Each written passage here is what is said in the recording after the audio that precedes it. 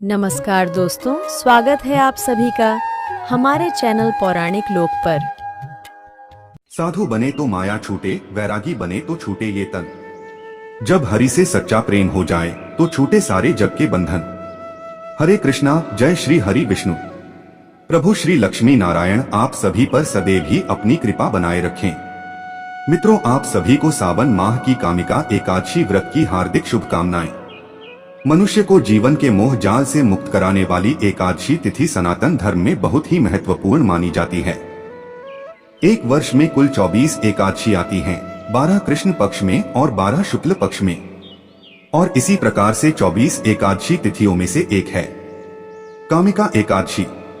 इस एकादशी का व्रत केवल मृत्यु लोक ही नहीं बल्कि तीनों लोकों में अत्यंत ही प्रसिद्ध माना गया है।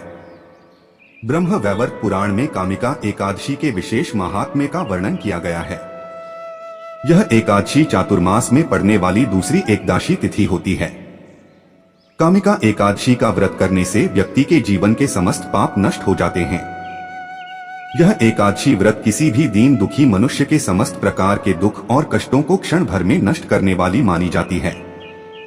हमारे पुराणों में भी यह वर्णित है कि इस एकादशी का व्रत को करने वाले व्यक्ति को जीवन में सदा ही सुख, समृद्धि और आनंद की प्राप्ति होती है। इसलिए मित्रों, अगर आप भी अपना एकादशी का व्रत सफल बनाना चाहते हैं तो इस दिन सच्चे भक्ति भाव से एकादशी का करें और अंत में कथा का श्रवण अवश्य ही करें, क्योंकि बिना कथा श्रवण किए यह एकादशी का व्रत पूर्ण नहीं माना जाता है। तो चलिए मित्रों, प्रभु श्री लक्ष्मी नारायण जी के चरण कमलों का ध्यान करते हुए श्रवण करते हैं कामिका एकादशी की अत्यंत ही सुंदर कथा। तो चलिए अब हम चलते हैं सीधे युधिष्ठिर महाराज के भवन में, जहां भगवान श्री कृष्ण और युधिष्ठिर महाराज के बीच में संवाद हो रहा है। युधिष्ठिर महाराज ने भगवान श्री कृष्ण से पूछा, हे परम पुरुषोत्तम, आपकी कृपा से मैंने देवशयनी एकादशी कथा का महात्म्य जाना है। अब आप कृपया आप मुझे सावन मास के कृष्ण पक्ष में आने वाली एकादशी के विषय में बताएं। इसका क्या महात्म्य है और इसकी पूजा विधि क्या है? युधिष्ठिर महाराज का प्रश्न सुनकर भगवान ने मंद मुस्कान के साथ उत्तर दिया, हे राजन, यही प्रश्न एक समय नारद मुनि ने ब्रह्मा जी से पूछा था और उन्होंने जो वर्णन किया था उसे यथारूप मैं आपके समक्ष प्रस्तुत करता हूँ, आप ध्यानपूर्वक सुने।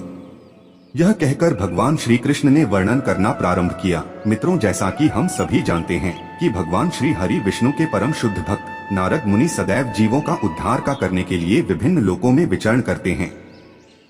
वे स्वर्ग में भी जाते हैं और नरक में भी, और इसी प्रकार से जन कल्याण हेतु वो एक समय अपने पिता ब्रह्मा जी के पास जिज्ञासा लेकर पहुंच गए। ब्रह्मा जी के पास जाकर उनके समक्ष हाथ जोड़कर बड़ी विनम्रता से उन्होंने पूछा, हे पितामह, कृपया करके मुझे श्रवण मास के कृष्ण पक्ष में आने वाली एकादशी के विषय में बताएं। मैंने सुना है भगवान हरि को अत्यंत प्रिय यह एकादशी धरती लोक के जीवों का हर प्रकार से मंगल करने वाली और उद्धार करने वाली है। नारद मुनि की जिज्ञासा सुनकर ब्रह्मा जी ने कहा, हाँ वत्स, सावन मास के कृष्ण पक्ष में आने वाली कामिका एकादशी की महिमा इतनी दिव्य है कि उसके श्रवण मास से अश्वमेघ यज्ञ का करने के समान फल प्राप्त होता है। इतना ही नहीं, जो भी व्यक्ति इस व्रत का पालन करता है उसे वन, पर्वत, सागर सहित संपूर्ण पृथ्वी के दान के तुल्य और गायों के दान के समान पुण्य फल प्राप्त होता है। यह एकादशी तीनों में लोकों में सबसे शुद्धतम और पापों का नाश करने में सबसे प्रबल है। इतना कहकर अब ब्रह्मा जी ने कामिका एकादशी की विशेष महिमा का गुणगान करना प्रारंभ किया। ब्रह्मा जी ने कहा, इस दिन जो भी व्यक्ति तुलसी दल के साथ भगवान श्री हरि की पूजा करता है उसे 200 ग्राम स्वर्ण या 800 ग्राम चांदी दान करने के समान पुण्य प्राप्त होता है। कामिका एकादशी के दिन तुलसी पूजन का विशेष महत्व है। इस दिन मात्र तुलसी के दर्शन करने से और उन्हें प्रार्थना अर्पित करने से व्यक्ति समस्त बाधाओं से मुक्त हो जाता है।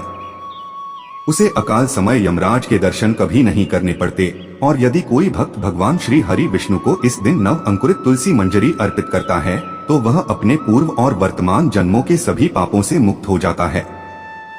ब्रह्मा जी बोले, हे वत्स, अब आपको मैं इस व्रत की कथा सुनाता हूँ। आप पूरी कथा का श्रवण प्रसन्न चित्त होकर करें। पौराणिक समय में नव यौवना तुलसी माता धर्मध्वज राजा की पुत्री के रूप में अवतरित हुई और एक सुंदर कन्या के रूप में जन्म लिया। माता तुलसी माता लक्ष्मी का ही स्वरूप है और श्री हरि विष्णु से अत्यंत ही प्रेम करती है। उस समय धर्मध्वज राजा के यहाँ जन्म लेने के पश्चात भगवान नारायण की तपस्या करने हेतु वह विविध तीर्थ स्थानों में भ्रमण कर रही थी।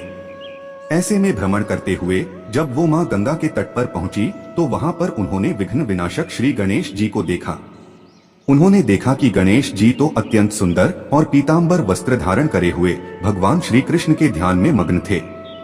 उनके इस अत्यंत ही मनोहर रूप को देखकर तुलसी जी उनसे आकृष्ट हो गई, लेकिन उनका गजमुख देखकर वह उनका उपहास भी करने लगी। ऐसे में तपस्या भंग होने के कारण गणेश जी ने उनसे पूछा, हे देवी, आप कौन हैं और आपके यहाँ आगमन का कारण क्या है? क्या आप नहीं जानती कि तपस्वियों का ध्यान भंग करना ब्रह्म हत्या के समान पापजनक होता है? गणेश जी की बात सुनकर तुलसी जी ने कहा, मैं धर्मध्वज की कन्या हूँ और मैं पति प्राप्त करने हेतु विभिन्न तीर्थ स्थानों में भ्रमण कर रही हूँ। आपके इस अत्यंत ही मनोहक रूप को देखकर मैं आपसे आकृष्ट हुई हूँ। कृपा करके आप मुझे अपनी पत्नी के रूप में स्वीकार करें। इस बात को सुनकर गणेश जी ने कहा, हे देवी, विवाह करना बड़ा ही भयावह कार्य है और विवाह सर्वदा दुखों का कारण बनता है, इसलिए मेरे विवाह करने की कोई इच्छा नहीं। इसलिए कृपया आप मेरी ओर से अपना ध्यान हटाकर किसी और पुरुष को ढूंढिए। गणेश जी के ऐसे वचनों को सुनकर तुलसी जी को बहुत अधिक क्रोध आ गया और उन्होंने कहा, तुम जितना अधिक विवाह से घृणा करो, तुम्हारा विवाह तो एक दिन अवश्य होगा। जब गणेश जी ने उनकी यह बातें सुनी तो उन्होंने क्रोध में तुलसी जी को श्राप दे दिया। उन्होंने कहा, हे देवी, मैं तुम्हें श्राप देता हूँ, तुम अवश्य ही एक अत्यंत ही क्रूर और दुष्ट असुर राज की पत्नी बनोगी और उसके पश्चात भगवत कृपा से तुम एक वृक्ष बन जाओगी। अब यह सुनकर तुलसी अत्यंत भयभीत हो गई और गणेश जी से प्रार्थना करने लगी कि वो इस श्राप को वापस ले ले। परंतु गणेश जी ने कहा, हे देवी, इस श्राप को मैं वापस नहीं ले सकता, लेकिन तुम्हें यह आशीर्वाद देता हूँ कि तुम सभी पुष्पों में प्रमुख बनोगी और साथ ही कालांतर में तुम्हारा विवाह श्री नारायण के साथ होगा। तुम्हारे द्वारा किया हुआ पूजन मनुष्यों के लिए सदैव लाभकारी होगा।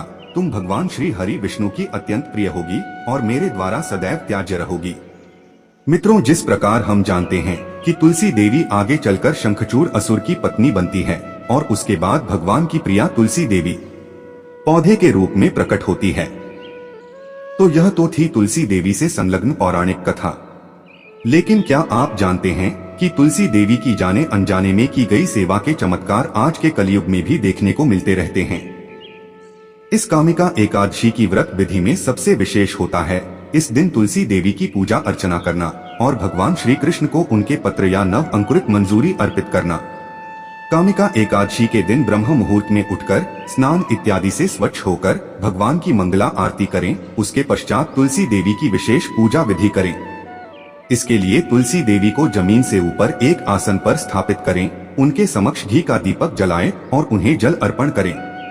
तत्पश्चात तुलसी देवी की 4 बार प्रदक्षिणा करें। उसके बाद तुलसी देवी को प्रणाम करें और उनके समक्ष बैठकर हरे कृष्णा कृष्णा कृष्णा हरे हरे, हरे राम राम राम हरे हरे इस महामंत्र का अधिक से अधिक मात्रा में जाप करें। एकादशी के दिन किसी भी प्रकार के अन्य भोजन को ग्रहण न करें, जैसे कि गेहूं, चावल, दाल, फलियां इत्यादि। अपने शारीरिक क्षमता के अनुसार जल के साथ, फल के साथ या फिर एकादशी प्रसाद के साथ उपवास को संपन्न करें।